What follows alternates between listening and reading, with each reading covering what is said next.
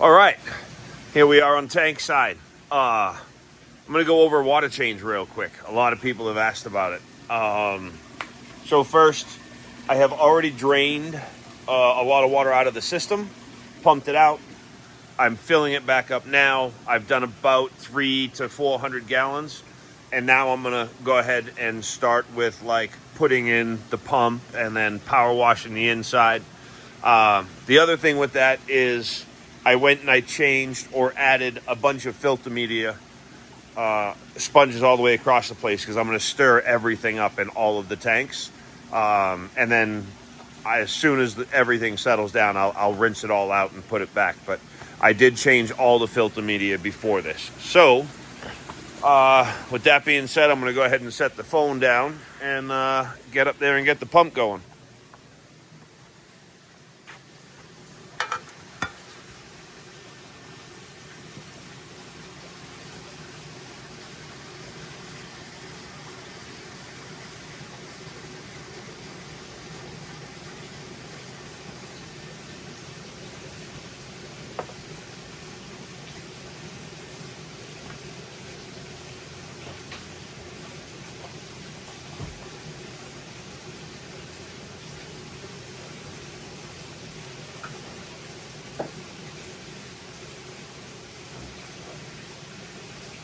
So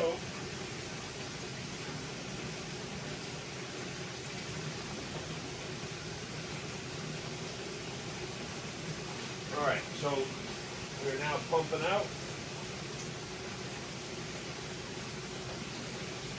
We already have the wand sitting in over here. And we just take this guy and we kind of make sure we're blowing off as much of the coral as we can.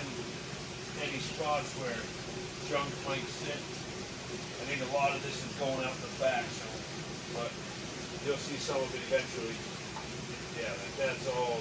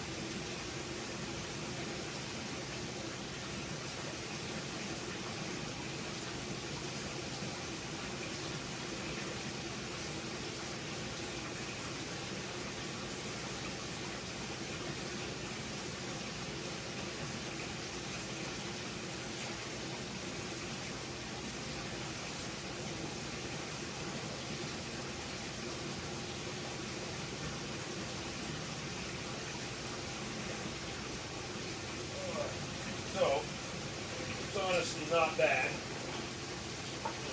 A couple of spots. We'll go in the middle. We'll do the same thing over there.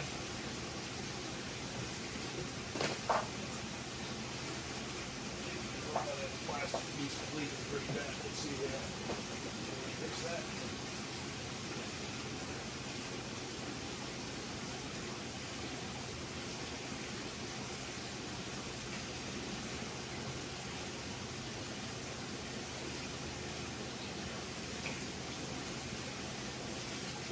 We have a lot of flow in the tank. There's 3 4,000 gallon per hour pumps, and then there's 2 like 1,750 gallon per hour wave makers, just creating current. So we tend not to have a lot of stuff settle because we do have good current. But this is taking this wand like this is what I do to clean the bottom of the tank and stir it up, pump it out, and make sure that the filters catch it or it gets pumped out with the water that I'm changing. And then, even if I wasn't gonna wash it like this, I would still just put this hose in there and let it run at the same time as the water being pumped out.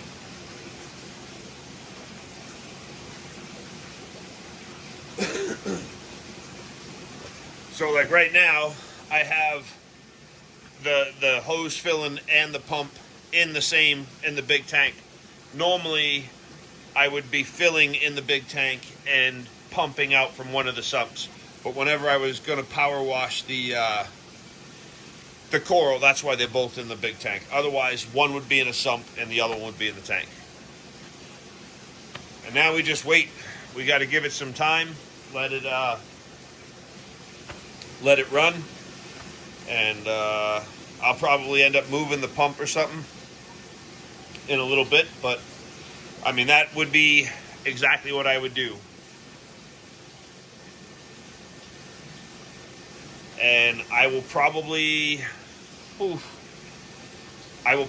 let this run for an hour and a half tonight.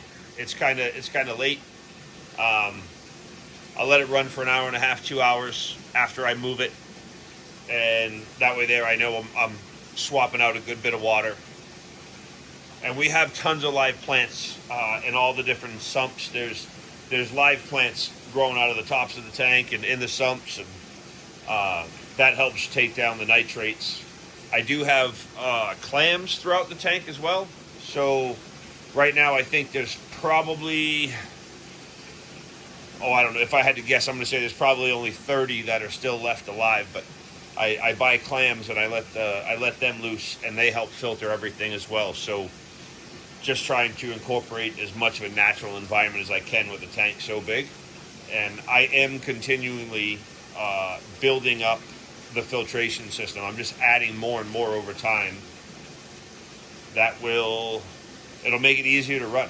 So I think that is, once the other pond is in place and some more 55-gallon drums in the back, the amount of, we won't be doing many water changes anymore. We'll be topping it off, because I think the live plants with the right grow lights, I think, will eat all of the nitrates. So it's kind of the game plan.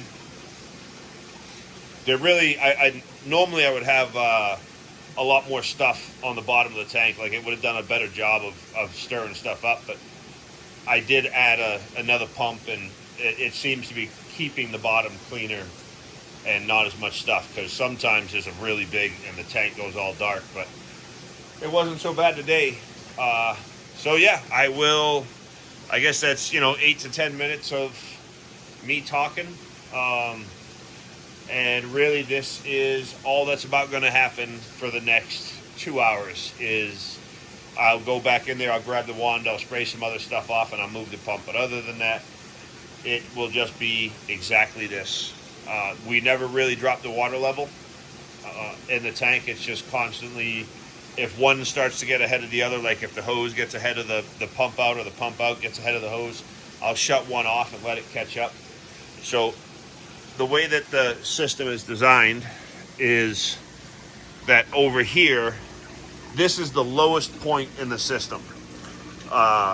Even though there's multiple drain points in the tank that lead into the sump, everything ultimately ends in this pond, so that this pond's water level is the only thing that I am concerned with. As long as the right amount of water is in this pond, the right amount of water will be in everything, including this tank, that tank. Everything is all tied together, and it's just a large volume of water. Hey, and while I'm here, anybody interested? We still got some Midas for sale. These guys are pretty cool. Okay, well, I'm going to go ahead and end the video there, and then we'll pick it up later in a little bit.